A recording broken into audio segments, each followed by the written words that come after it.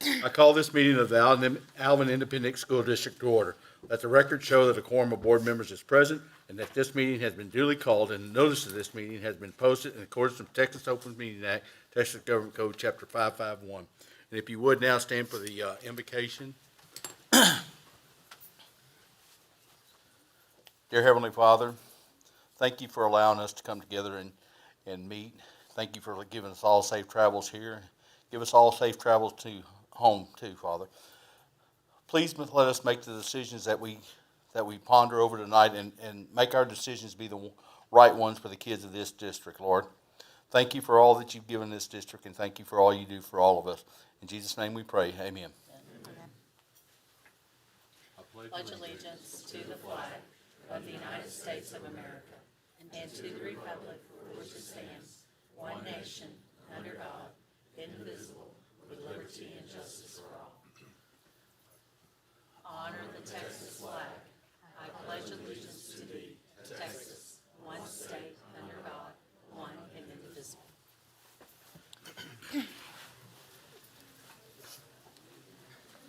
Thank y'all all for coming out tonight. First thing on the agenda, we'll have the superintendent report. Exciting times in Alvin ISD. So our first thing up tonight that we wanted to celebrate are our Teachers of the Year. We have our Elementary Teacher of the Year finalist and Secondary Teacher of the finalists. We announced these for the 21-22 school year. These teachers completed an interview process, and the committee will choose the Alvin ISD Elementary and Secondary Teacher of the Year. This announcement will take place at our Alvin ISD Employee Recognition Ceremony being held on May the 12th. The Paraprofessional of the Year and the Rookie Teacher of the Year will also be announced at this time, so make sure that you tune in. But we just want to say that we have some excellent teachers who were nominated this year by their peers on their campuses, and we're excited to celebrate all of them. Alvin ISD will partner or has partnered with the Carpellis Manuscript Museum. If you're not familiar with this, go down and visit. Alvin ISD, in collaboration with the Alvin branch of the Carpellis Manuscript Library Museums, is pleased to start a new district traveling exhibit, A View into History. This exhibit will enable students to view reproductions of rare original manuscript archives. The exhibit will begin later this spring and will be at various elementaries, junior high, and high schools throughout the district. And we just want to say thank you to Tom Stansel, who many of you know. Tom has been instrumental in making this happen. And he also presented to our district leadership team back in February a history of the district, which was very informational, and we all learned lots of things from Tom during that time. Our Alvin ISD STEM Fair on Wednesday, March the 9th, more than 75 science projects were displayed during the Alvin ISD STEM Fair. The fair was held at the Heritage Complex and was comprised of junior high and high school students. Physics, math, engineering, biological sciences, botany, and environmental science, as well as chemistry, were the categories being judged. Students explained their projects to 14 judges. Most of these projects took 4 to 5 months to put together. Congratulations to all of our winners throughout Alvin ISD. Our 2022 UIL concert and sight reading, Alvin ISD high school and junior high choirs and orchestra, along with our junior high band, recently competed at the 2022 UIL concert and sight reading evaluation. All of our schools got overwhelmingly sweepstakes, which is the top honor. So congratulations to our fine arts program and to our bands and choirs and orchestra. March the 4th through the 8th, we celebrated our assistant principals. It was Alvin ISD's way to show appreciation to our assistant principals, who are the backbone a lot of times of our campuses, along with our principals. So congratulations to them. We appreciate all that they do to help students' success on each campus. Along with that, We love our librarians, and National Librarian Day was April the 4th. And again, we have great librarians throughout the district who help turn kids on to reading, as well as assisting staff and teaching lessons on campuses. So congratulations and appreciation to all of our librarians throughout the district. April is our Community College Month. Community colleges prepare students with the knowledge needed to enter the workforce or transfer to a four-year institution. Alvin ISD partners with Alvin Community College to help our students as they transition from high school to the real world. And we have a great partnership with ACC, and they provide dual enrollment services for our students as well. But we also encourage our students to go on to complete their associate's degrees there, and they offer scholarships as well. So great partnership there with Alvin Community College. It's also World Autism Day was on April the 2nd, and Alvin ISD celebrated. Our schools focused on sharing stories, providing opportunities to increase understanding and acceptance of people with autism. You can see a few pictures there. And then finally, this Friday, we have a student and teacher holiday, April the 15th, and then also on Monday. So happy Easter to all. And it's an update. Very busy times in Alvin ISD, but lots of great things going on. And I know later that, or well, I guess next, Ms. Rives will be announcing some student and faculty accommodations. So, hello, board. Welcome, everyone. We are glad that you're here today. We are going to celebrate some of our fantastic students tonight and staff. And so, if I call your name, please come up and we'll give you your award and then ask you to wait for a photo. Parents, if you'd like to get a photo, please just come up. We'll wait for you. Okay, so this is their special moment to be recognized by the board. So we want to make sure if you want to document that moment, you are more than welcome to do so. So without further ado, we are going to start with our Science and Engineering Fair of Houston. So Alvin ISD had two students win special awards at the Science and Engineering Fair of Houston. The first one is Tanya Mahesh from Shadow Creek High School. If you're here, will you come up? That's okay. She won the Science and Engineering Fair of Houston Girls Cyber Award for her project titled Detecting Dirty Driveways Using Image Analysis and AI Models. So that is what she did. And we also have Prisha Verma from Shadow Creek High School. Do we have Prisha with us today? No, well, she won an Outstanding Investigators Award from U of H College of Medicine for her project titled Fusion Clinic, where cancer gets personalized therapy. So we are very proud of those girls, and so we will definitely make sure they get their award. Okay, next, we're going to cover our Brazoria County Distinguished Young Women. So congratulations to Shadow Creek High School's junior, Juliet George. Thank you. Come on up. She was selected as the Distinguished Young Woman of Brazoria County for the class of 2023.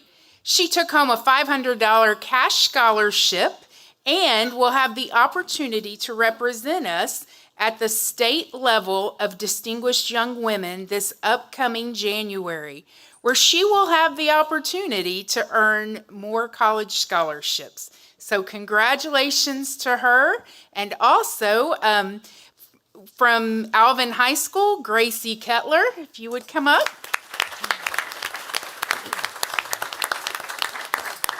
She was chosen as the self-expression category winner and is the recipient of a $100 cash scholarship. Congratulations, ladies.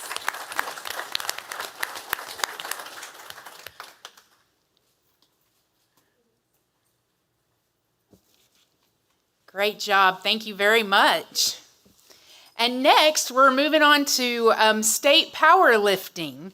So on March 16th and the 19th, Alvin High School, Shadow Creek High School, and Manville High School competed at the Texas High School Women's Powerlifting Championship in Corpus Christi. It was an exciting day for the Alvin High School Yellow Jackets as the team finished 4th place overall. Congratulations to the following lifters, and as I call your name, please come up. Eliana Hernandez with Alvin High School, state champion in the 259 weight class. Isabella Resendez, Alvin High School, 2nd place, 132 class.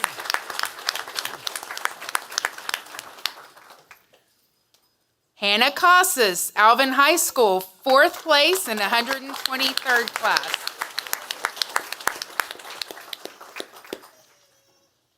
Sierra Eason, Manville High School, 4th place in the 165th class.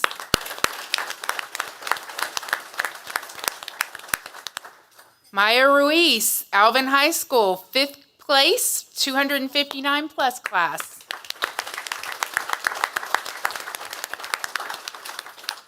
Denise Limon, Alvin High School, 5th place for the 132nd class.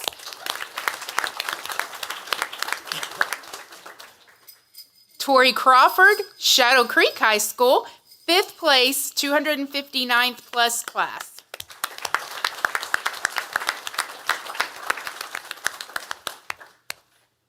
Lexi Rodriguez, Alvin High School, 7th place in the 114th class.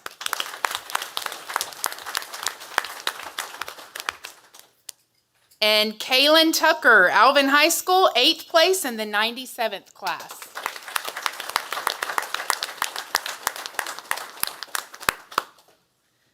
If you've not ever witnessed one of these tournaments, it's pretty amazing. I'll just say, I don't know how y'all get those lifting suits on. They're pretty. Whew. Exactly.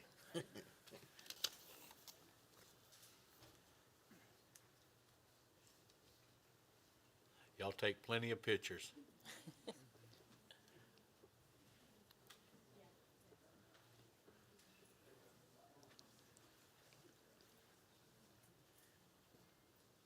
Definitely want them on my team. Okay, one more. Congratulations.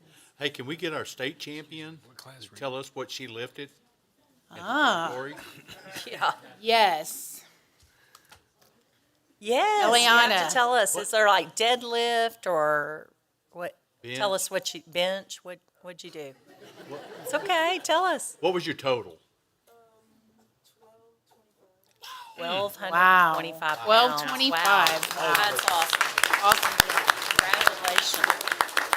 Great job. Thank Great you, job, all ladies.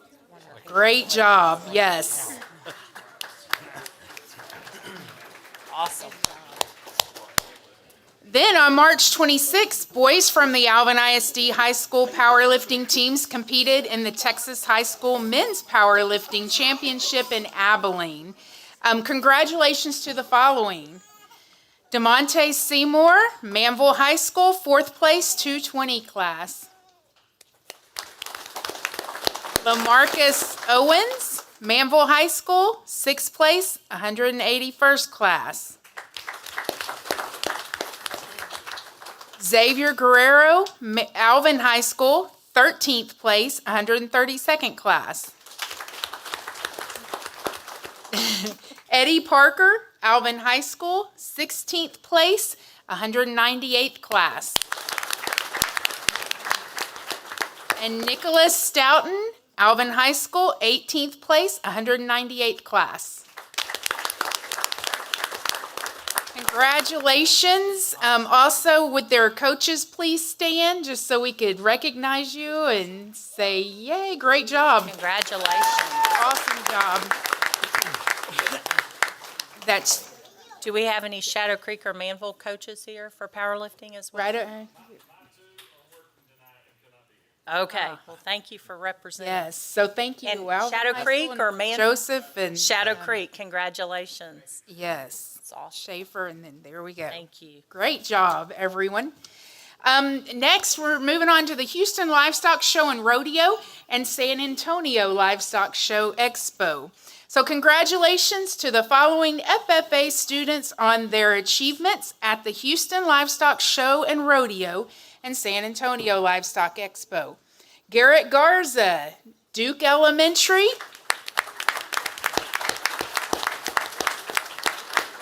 Garrett made auction with his pen of market broilers. This was his first year showing and his very first show. Congratulations on that.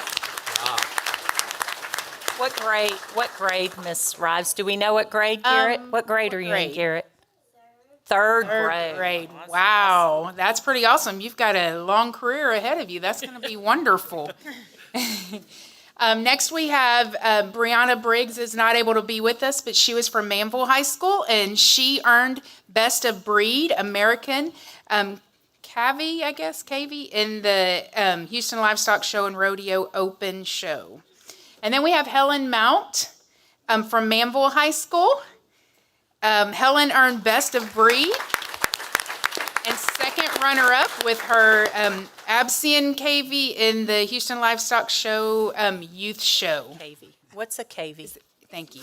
Guinea pig. A guinea pig. See, you learn something new every day. Exactly. You do, don't you? That's pretty awesome. And then next we have Elena Garza from Manville High School.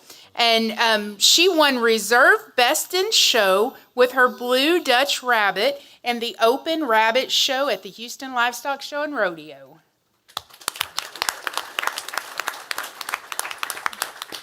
We have Christabel Bass, Alvin High School. Christabel earned the Best in Breed with her Creme de la Argent Rabbit. Christabel has begun her own breeding program. The rabbit that she won with was her first litter as an entrepreneur. So awesome job. That's pretty amazing. Next, we have Blake Bryant from Alvin High School. Blake won Best of Breed White Crested Cavy in the Youth Cavy Show. Awesome. Oh, so he's working. Come right on up. That is up to you. Awesome. Out of two, but that's okay. That's okay. You're still a winner. That was great. And then Nathan Bryant, Fairview Junior High. Awesome. Yes. She's doing double duty, right? There we go. Nathan won Best of Breed at the Houston Livestock Show and Rodeo Open Rabbit Show with his blue Havana and with his mini satin chinchilla. Awesome job. Next, we have Luke Martinez, Disney Elementary. Luke won first in his class with his Creme de la Argent doe in the youth show. Next is Bailey Gardner, Manville High School.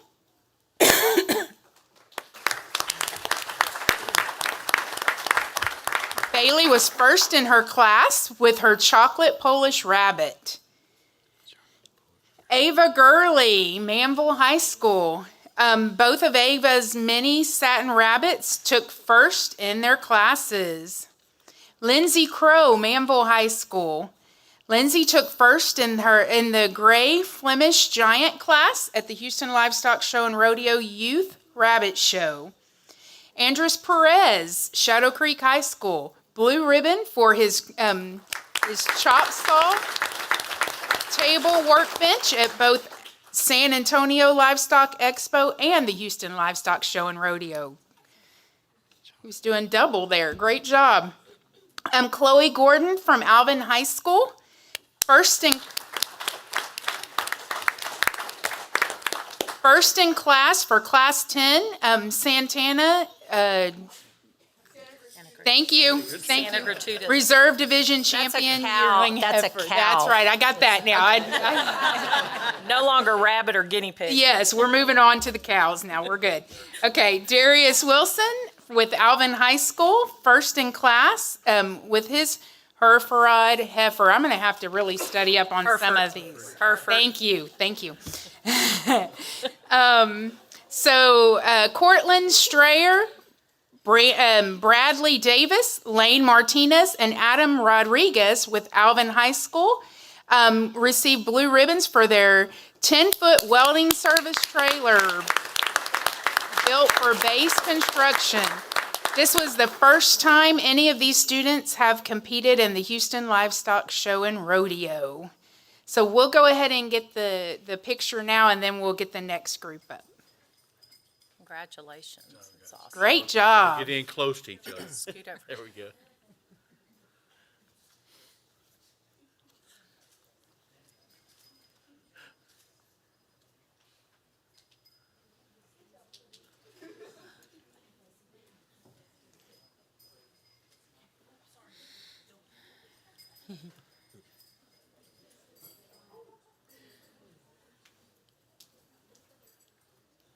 Wait. Okay, thank you very much. And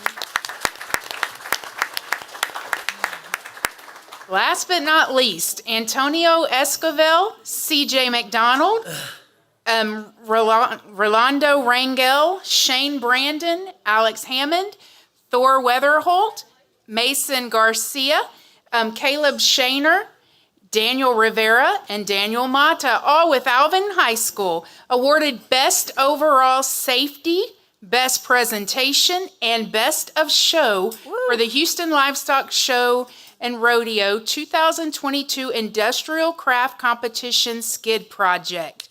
Way to go, guys. Congratulations. Awesome.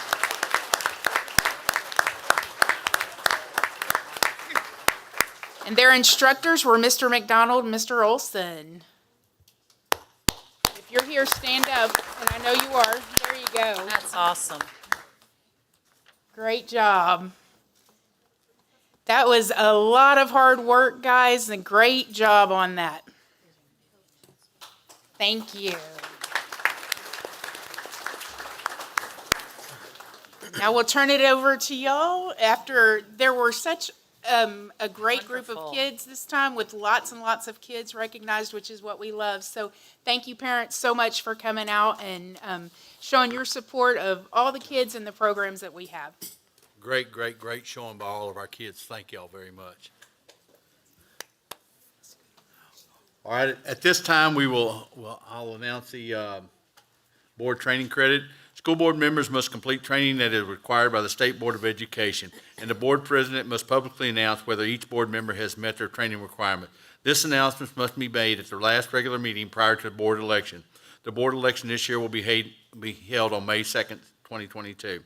Alvin ISD board members have met or exceeded their yearly requirements for continuing education training. Thank y'all. Next, we have open forum. And we have one that wants to speak, Shirley Brothers. Shirley, if you'll wait just a second. Thank y'all all for coming tonight.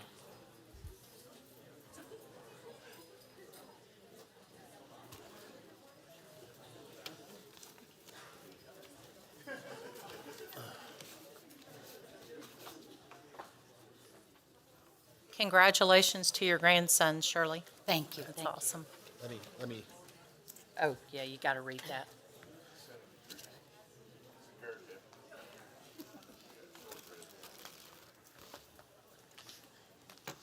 Shirley. We are now to the open forum portion of the agenda. If you would like to address the board, you should have completed a public participation form and submitted it to the superintendent's secretary prior to the meeting according to policy BED local.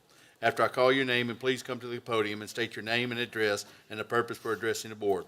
Please understand that you will have 3 minutes to speak. Yet if 10 or more speakers have signed up to speak, the board president shall have discretion to reduce the time limit to no less than 1 minute based on time constraints on the conduct of board business. I respectfully ask that you make no derogatory statement about any board member, student, or employee of the school district. I ask that you also understand that the board cannot take action on your request or comment at this time. However, the president or designee may refer the request to the superintendent review.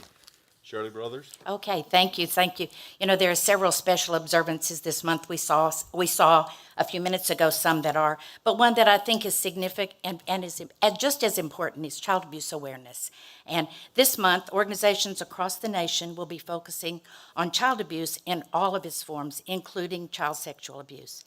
The statistics tell the story, and they are staggering.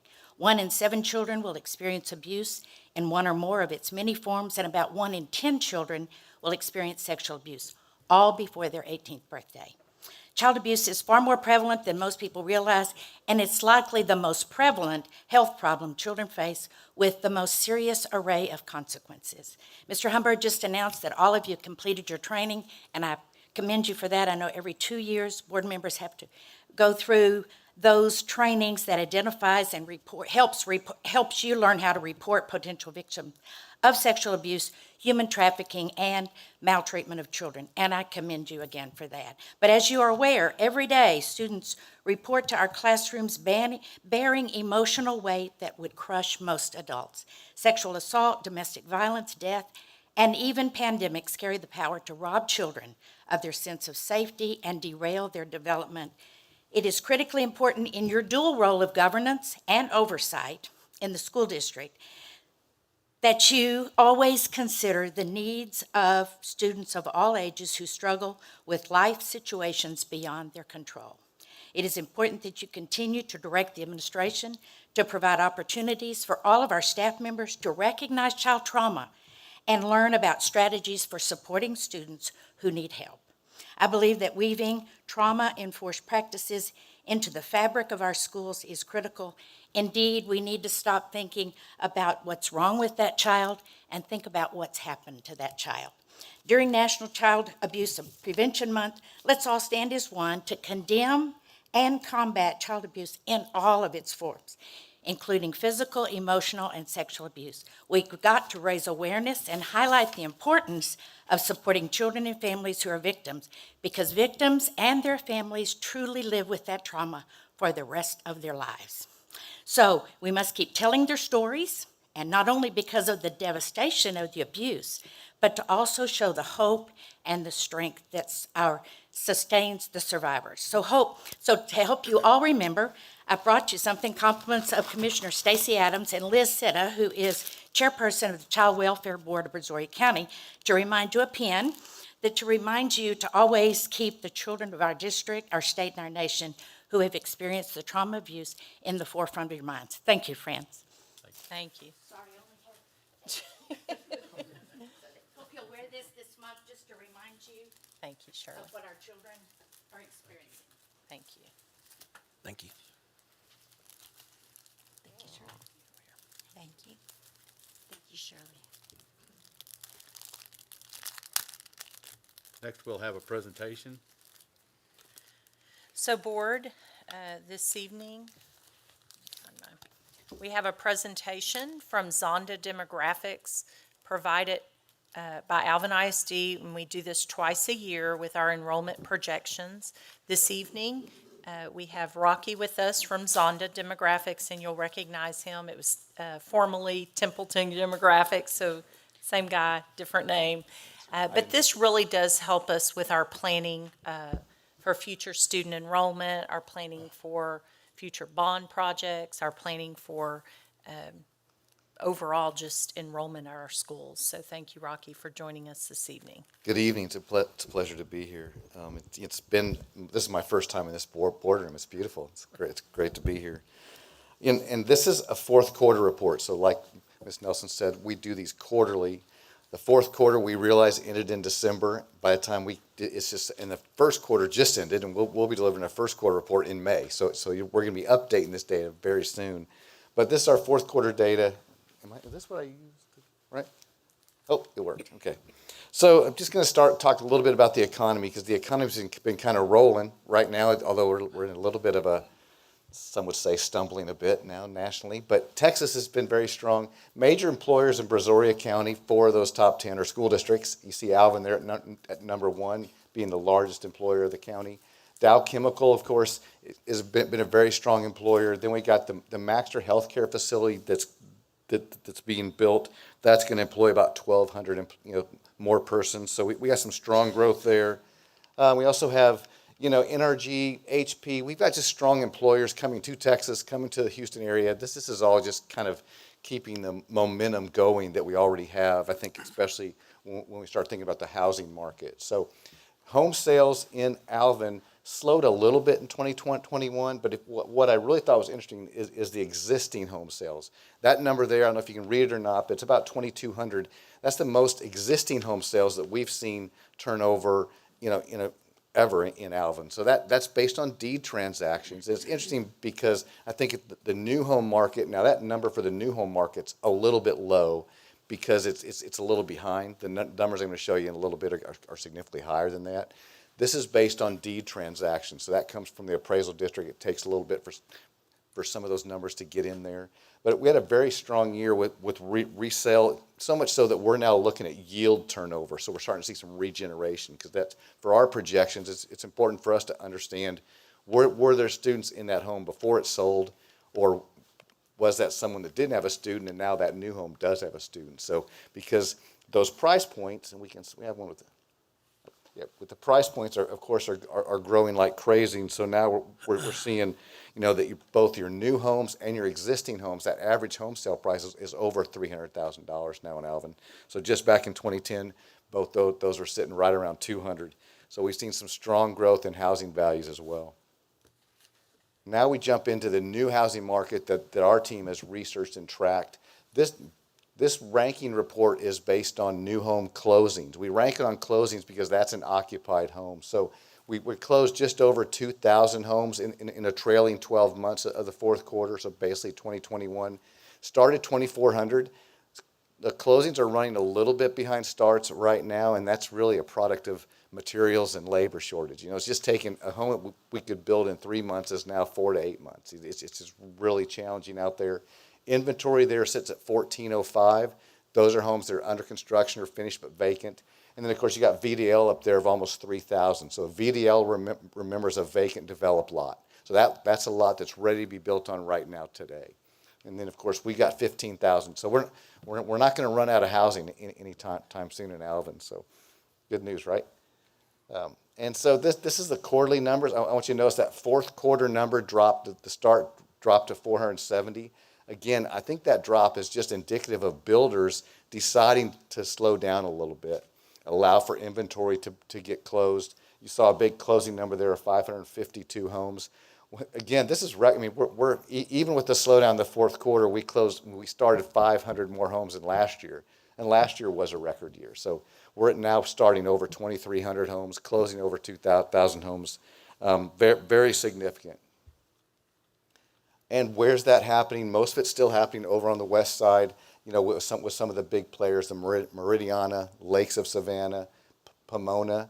Now, Lakes of Savannah and Pomona probably only have about 2 years left at this pace before they're going to finally plateau.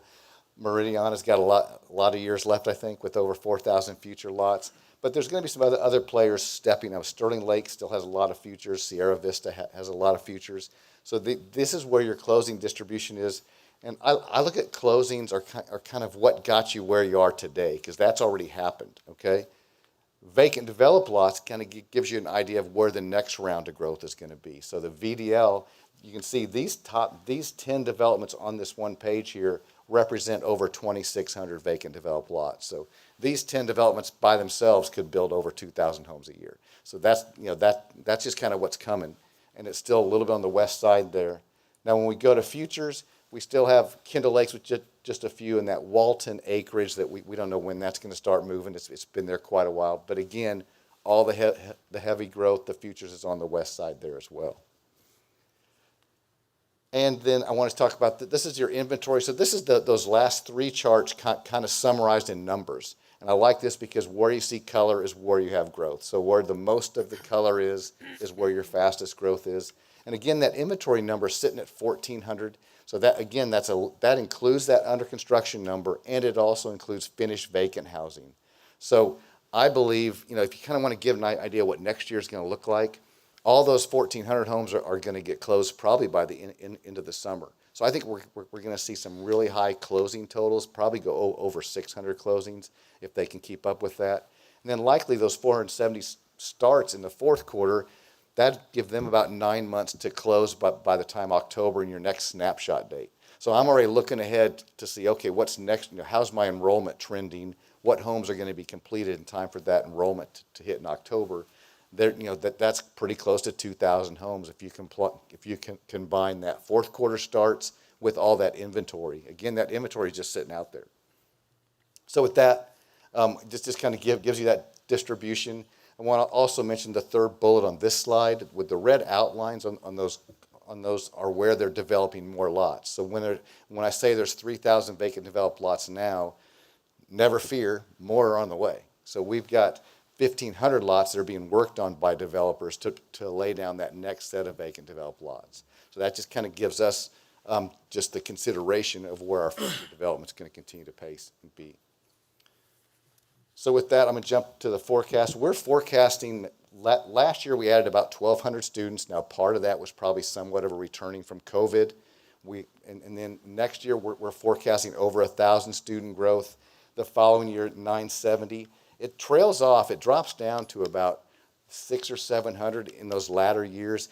A lot of that is us trying to see if trying to be a little bit conservative because this housing market is so hot. We don't know when that cooling period is going to be. You have enough, if you think about it, the 15,000 futures and the 3,000, you could do 2,000 a year for 10 years. I don't know if that's reasonable, but it's certainly a possibility. And you're yielding right now right about 0.5 or about 5 students for every 10 homes that are built. So if you add 2,000 homes, we should be seeing pretty close to 1,000 students with those homes. And that's kind of what our forecast is for the next 2 years. And then we think things could drop off to that 1,500, back to that kind of stabilize a little bit. If we see something change next year where it looks like things are going to continue to kind of blow that pace away, we may adjust that up a little bit. We're optimistic. Kindergarten enrollment is what drives all of our forecasts. Understanding kindergarten is probably the biggest challenge as well to try to forecast kindergarten students. We're forecasting a little bit of growth there. It's going to be kind of flat for the next few years. 2020, there were 10,000 less births in Texas than 2019. So fast forward 5 years, the 24, 25, 25, 26 school year, we could see a drop or kind of a lowering in kindergarten across the state. Now, some areas with fast housing growth, like Alvin, may not feel it as much because they're getting new homes, and those folks are moving there, and those little ones weren't maybe born in Alvin, but they got here as quick as they could, right? This next chart just shows your elementary. The red colors are our capacity challenges. We're opening schools. And I talked to Rory quite a bit during the school year. We're trying to make plans for the schools that are coming in 24, 25, and 25, 26. So we're already working to kind of work down a lot of those red numbers. I think we're going to start seeing some relief there, of course, at the middle and high school as well. This does have the Iowa Colony High School forecast in it as well. Keep in mind that we're forecasting that with just 2 grades starting out, I think it is, which is why that number's a little bit lower to start out. You'll see it pick up, and it's going to try to catch up with those other high schools as quick as it can, too. So strong growth.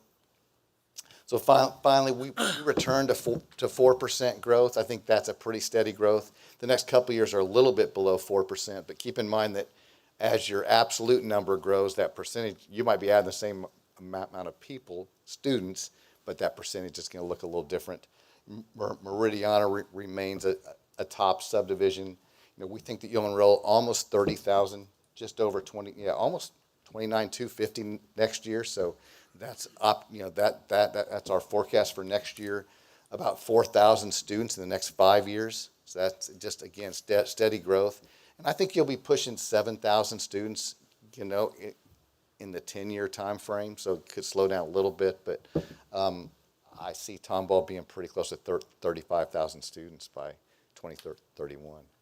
So I know that was pretty quick, but I'm happy to talk questions or houses, and I appreciate Anybody have any questions? So Rocky, when will you have the first quarter information, do you Yes, think? we get it about the third or fourth week of April, and then we Okay. start giving those first quarter. I think it's already scheduled even possibly. Okay. The first. I mean, we still communicate throughout Yes. the year, Yeah, just because you don't exactly. do a Anytime you formal. guys need anything, I'm Right. happy to. Good. Yeah. Yeah, that will help us. It's going to be interesting to see because I think that closing number is going to hop up there quite Right. a bit because that inventory is out there. But again, it's taken a long time to get some of these built. They're waiting on a lot of different things. So that's the challenge right now. It's amazing to see these numbers and things, and it's even more amazing is how close y'all predict those numbers. Well, I cross my fingers every September. So that's our report card time kind of. And I tell you that it's my first pandemic. So I might look a lot older than that, but this is the first one. So Anybody else, any questions or comments? Thank you very much. thank y'all. Thank you, Rocky. Yeah, appreciate it. Good seeing you, Rory.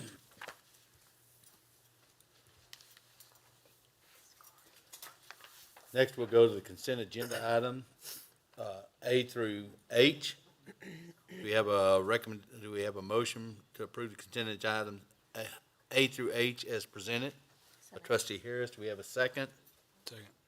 By trustee Winterstrom, all in favor? All opposed? Motion carries 7-0. Next, we have request consider approval of award of contract for construction of the John Booth Ag Center expansion. Okay, board, let me get to that on my. Yes, I'm trying to get to that on my computer. Just a minute. Okay, so board, as you well know, we had families that came forward probably a year and a half to 2 years ago requesting that we do an assessment or an expansion to the Booth Ag Farm because there were limited facilities there for the number of students because enrollment had gone up. Interest, as you can see, in FFA and raising animals had increased. And so they asked us, would we consider that? So I directed staff at that time, they came during open forum, and we had several parents here to support that. Directed staff to do an assessment, a needs assessment. Our buildings program at the time went out and reviewed the facility. Mr. Kettler took us out, and we did an extensive tour of all ag facilities, and he did a great job with the tour of explaining the different areas and how many students. He did a review for us of how many families, how many kids were raising animals, how many animals they did. So we got a really good overview.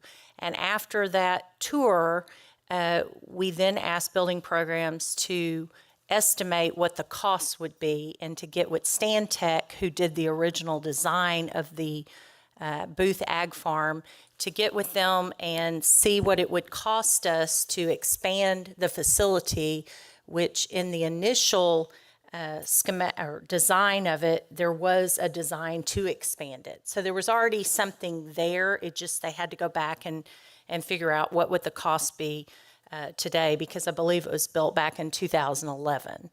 And so at that time, the facility served us well, but as our programs continued to grow, we felt like we did need to expand it for our students, for their programs and the needs of the community there. So comparing it to what the Alvin students have at the Verdine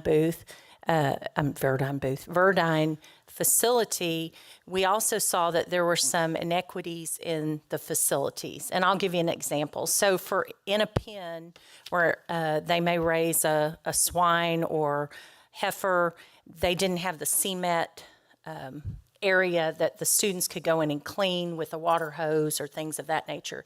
Booth had dirt in their pens, and so that was a difference for kids. There were also some other differences with fans and water accessibility and things of that nature.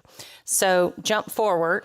Our building programs went out for bid, and we had an estimate of what it would cost from building programs before the bid. So we had started looking at funding from fund balance because this was not a bond project to expand Booth Ag. So we had the funds in our fund balance, and so we could move that over to our capital projects. And so building programs went out for bid, And this evening, we have a bid for you to consider to expand it. In that process, we also had to go to the city of Manville, which we had had conversations with, to ask for a variance to be able to expand the ag facility, which we did in January. And so we applied for that. It came to city council a few weeks ago for discussion, and Mr. Gesh and Mr. Van Wagner attended that meeting, and then a city council meeting. But at the city council meeting last week, they stated that we would be required, the city staff stated that we would be required to improve the road, because there is already a road there. That's Lewis Lane, in which the old E.C. Mason, JBH, and our enrollment center is currently on. So we currently use Lewis Lane with buses, vehicular traffic. So there's an existing road there that has served us well. But city staff recommended an agreement, an addendum to the variance, or an agreement that we improve the road to curb and gutter in the future, possibly 10 years down the road, and suggested an escrow account in which Mr. Gesh and Mr. Van Wagner met with the city manager and also, let me back up. Mr. Gesh and Dr. Combs went out and met with the city manager and stated that we didn't have the funds to improve the city road that's already existent there. And then there's an unnamed road, as well as another road that's named Cannon Road, that currently are not accessible to vehicular traffic. So it would be 3 roads, 2 that we would have to build, and then improve Lewis Lane. And so they met with the city manager and told him that they didn't feel like we could do that. So the city council felt like was told that we were aware of the improvements when we applied for the variance, which we weren't. So I set up a meeting and met with the mayor along with the city manager last week and expressed our concerns that we weren't aware that we would have to improve the road. We never would have moved forward with the project. We probably would have to include it in a future bond, which we do not have even a planning committee for that yet, a citizen committee. So it would have to be put on hold. They asked what was the district's desire, and I said our desire would be to approve our variance as requested, which would simply be to allow us to expand Booth Ag Farm without having to, because their city ordinance requires developers to build roads when they build something.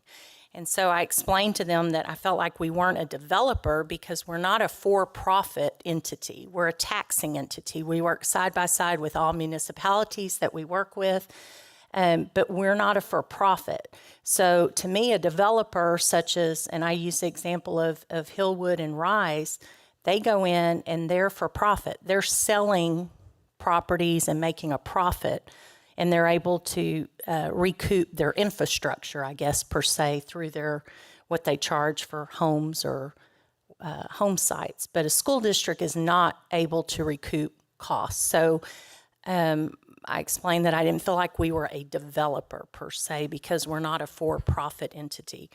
I don't know what the city's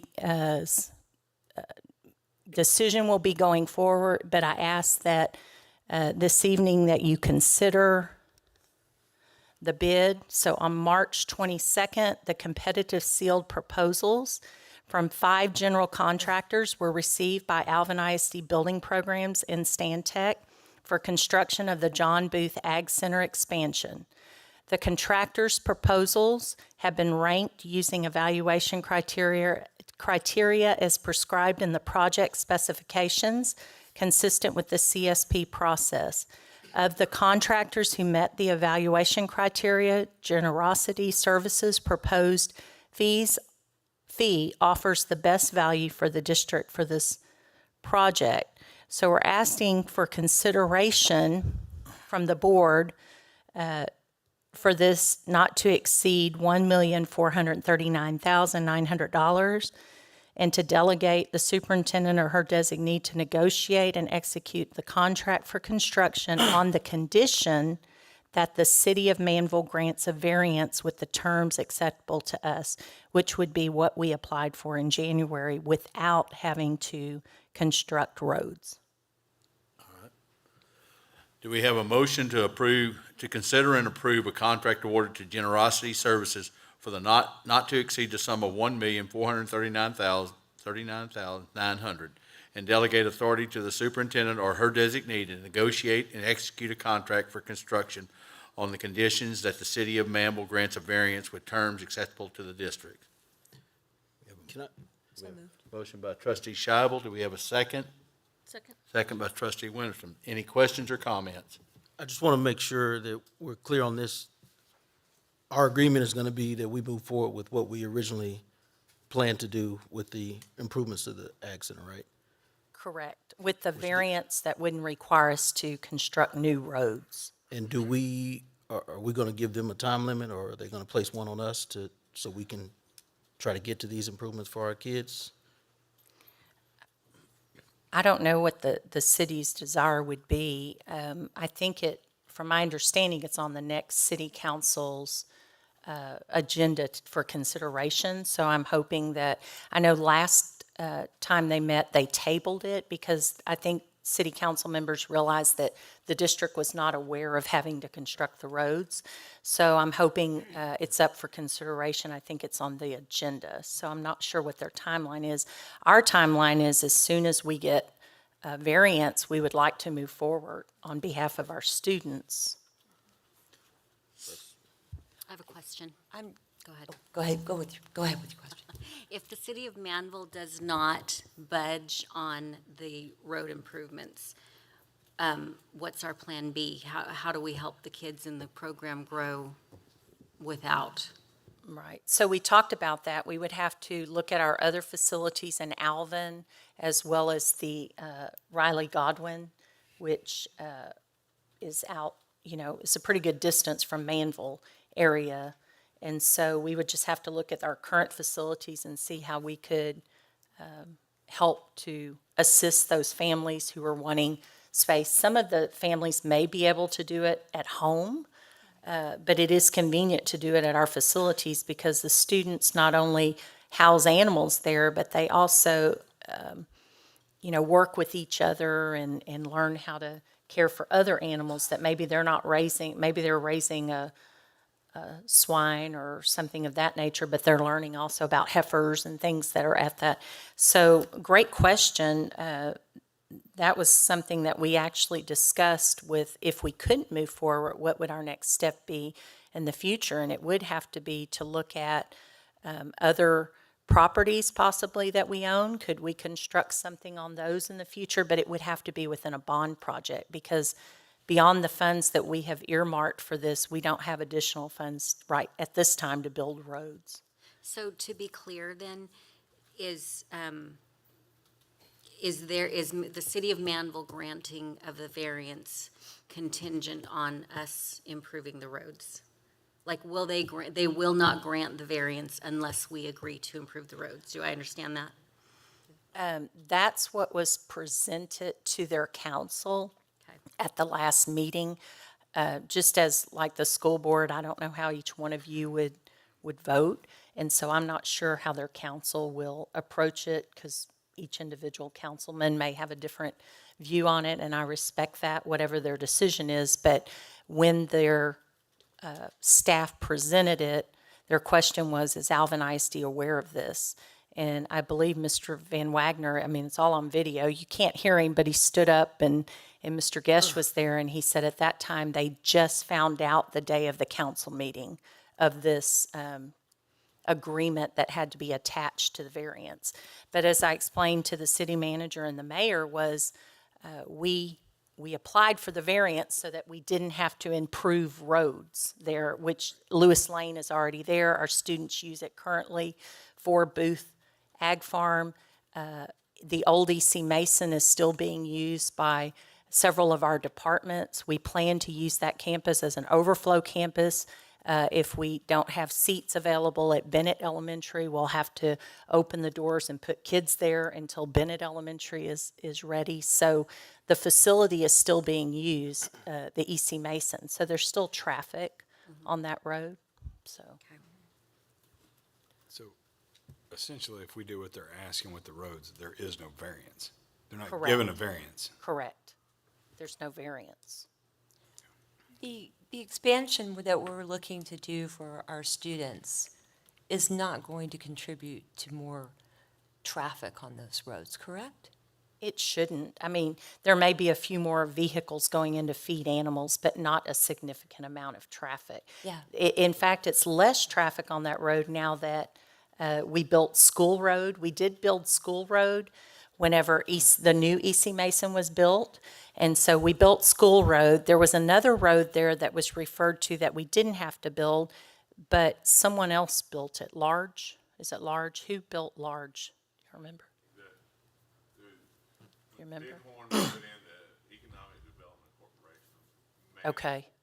Contributed to that road is what I understand. So from our understanding, when Bighorn Barbecue was put in there on the corner, the Economic Development Council there in Manville helped contribute to improve the road of Large.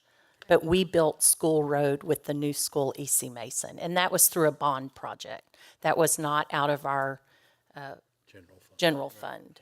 So to tag on to Vivian's question, we're not adding 200 additional swine pens.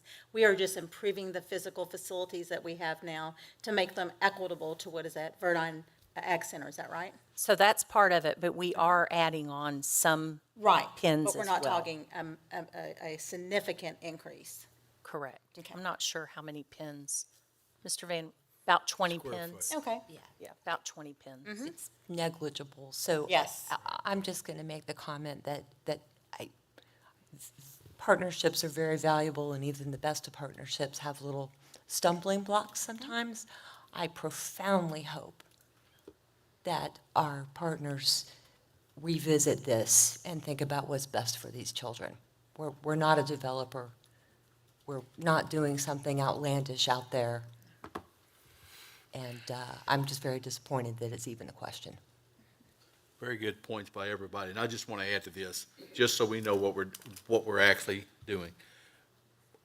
Whatever your vote is, this is, and correct me if I'm wrong on this bid that we got is only good for 90 days. Correct. So, within the 90 days, the city of Manville has to give us some type of direction, or we will have to go back for rebids.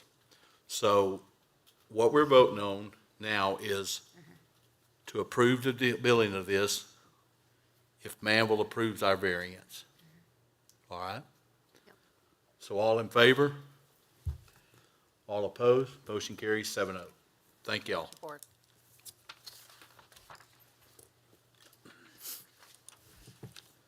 Next, we have request to consider approval of teacher appraisal calendar. So board, annually, the teacher appraisal calendar comes before you for consideration, and this is the one for the following school year, 22-23. Okay, do we have a motion to approve the appraisal calendar as presented? So moved. So by trustee Harris, do we have a second? By trustee Johnson. Any questions or comments? All in favor? All opposed? Motion carries 7-0. Next, we have request to consider approval to extend renew probationary, and terminate at the end of probationary professional contracts. And at this, I would like to pull the federal and special programs section of that out. So, Okay, so board, to comply with the Texas Education Code, personnel contracts are considered at our April board meeting. Attached are the list of the contract recommendations for your consideration. And at your place, there's actually an updated amended one for one of our schools, which you have a copy of here, dated 4/12/2022 at 4:15 this afternoon. This has been updated for this one school. at this time, we will do we have a motion to approve professional contract recommendations as presented, excluding federal and special programs? By trustee Tonini, do we have a second? Second. by trustee Scott. Any questions or comments? All in favor? All opposed? Motion carries 7-0. And now we will go and do the same thing for the federal and special program. Do we have a motion to approve professional contract recommendations for federal and special programs? By trustee Harris, second by trustee Winterstrom. Any questions or comments? All in favor? All opposed? And I will abstain from voting. Motion carries 6-0 with one abstain.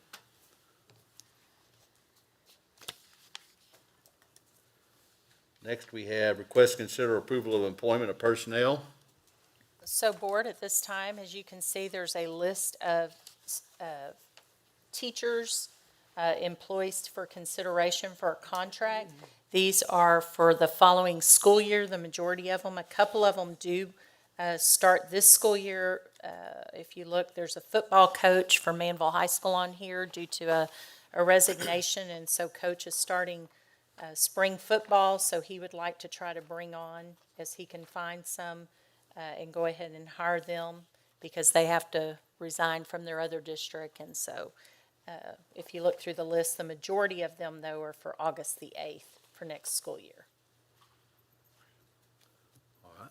Do we have a motion to approval be granted for requested personnel items as presented? By trustee trustee Winterstrom. Do we have a second by trustee Scheibel? Any questions or comments? All in favor? Motion carries 7-0. All right. Next, we have, I will make a motion to adjourn. Do we have a second? Trustee Johnson? All in favor? Motion carries 7-0. Thank y'all very much for tonight. Thank you, board.